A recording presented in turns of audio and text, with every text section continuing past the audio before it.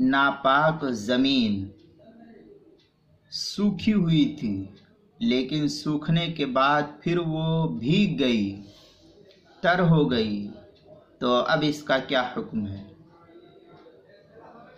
जवाब: अगर नापाक ज़मीन या उससे मिली हुई कोई चीज़ सूखने की वजह से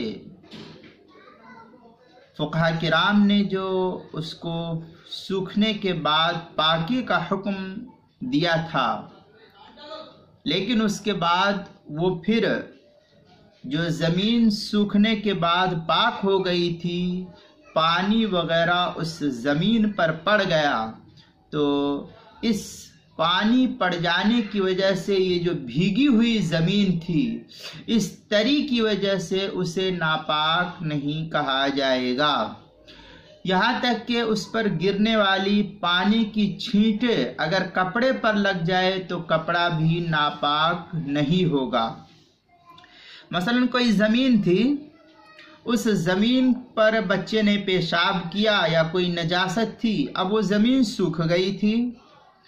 सूख जाने के बाद फिर किसी ने उसके ऊपर पानी गिरा दिया। अब पानी गिर जाने के बाद वो जो ज़मीन इस पानी गिरने से भीग गई है, तो ये ज़मीन नापाक नहीं कही जाएगी।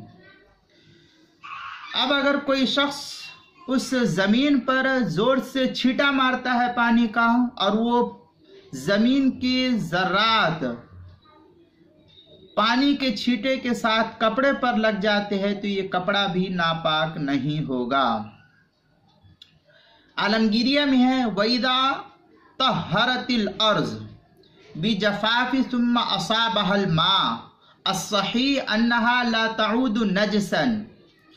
ये इसके तहत जो है दुर्र मुख्तार की पहली जिल्द सफ़ा 44 पर इसको नकल किया है। हलबी कबीरी की 156 सफ़े पर, किताबुल मसाइल की पहली जिल्द सफ़ा 129 पर भी इसको नकल किया है।